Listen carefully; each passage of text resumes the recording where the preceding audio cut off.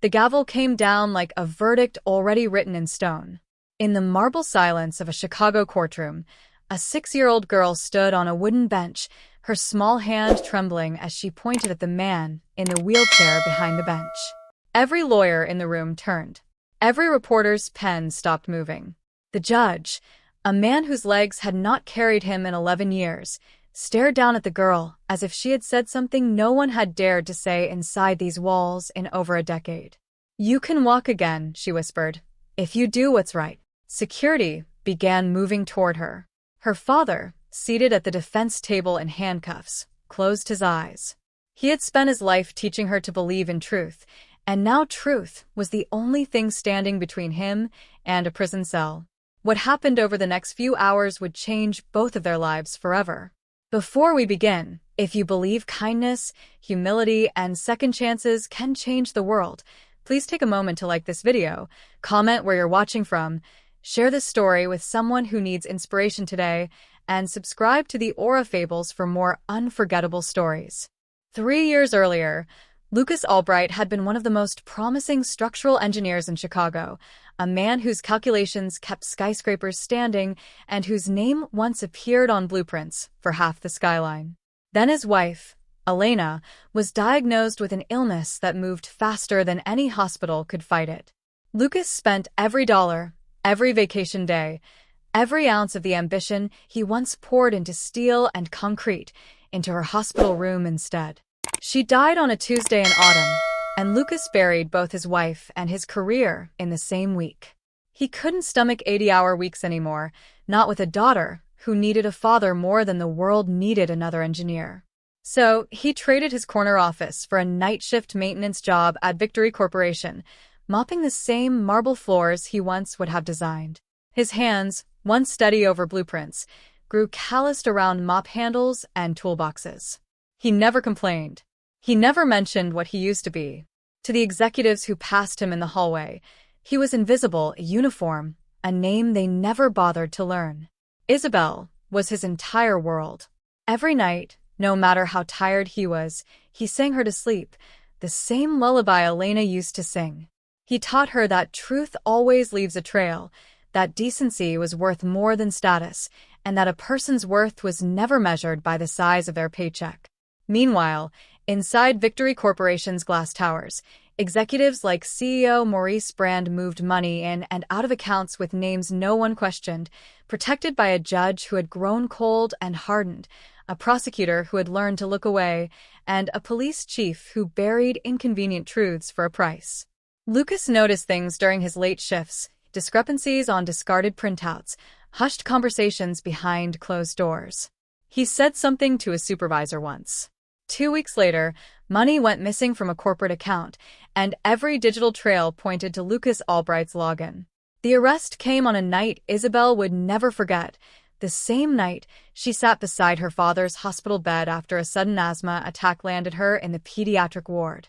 Lucas never left her side, not for a single hour, holding her hand as machines beeped around them. Yet somehow, the very same night, someone using his company credentials had allegedly transferred nearly $2 million into an offshore account. By the time the trial reached its final week, Lucas sat handcuffed at the defense table, watching a system that had already decided his guilt long before it heard his truth. The judge, once known for his sharp mind and swift justice, had grown weary and detached since the accident that took his ability to walk, an accident no one had ever properly explained. The courtroom fell into stunned silence as Isabel refused to sit down. "Your Honor," she said, her voice shaking but clear, "my father was with me at Hope Medical Center that night. There are nurses. There are records. There are cameras." The prosecutor scoffed, calling it a desperate fabrication, but Judge Cross, moved by something he could not explain, ordered a recess and demanded the hospital records within the hour. When Nurse Martha Oliver took the stand and confirmed that Lucas never left his daughter's side that night, the room shifted. And that was when Lucas, still in handcuffs, finally spoke, calmly explaining the exact discrepancies he had noticed weeks earlier in Victory Corporation's ledgers, numbers that didn't belong, transactions dressed up to look ordinary. The same quiet expertise that once designed buildings now dismantled a lie brick by brick. Judge Cross leaned forward, recognizing in this exhausted maintenance worker the mind of an engineer who understood systems better than anyone in the room. What unraveled next stunned the entire courtroom. Evidence surfaced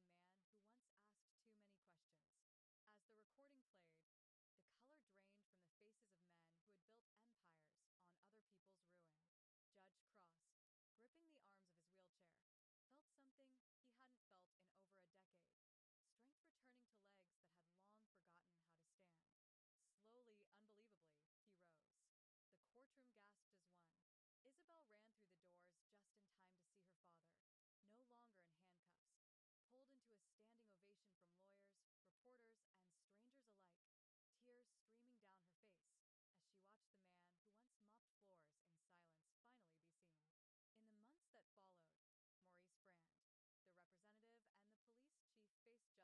and custodial worker in the building be given the health care and respect they had long been denied. Isabel received the city's the youngest recipient in its history, for the courage to speak truth in a room built to silence her. True greatness, as this story reminds us, is never measured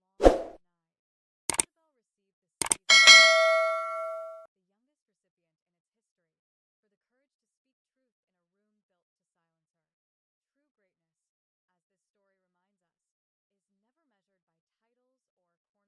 It is measured by the quiet dignity of a father who kept believing even in handcuffs, and the fearless heart of a child who refused to let the world look away. Every person we pass,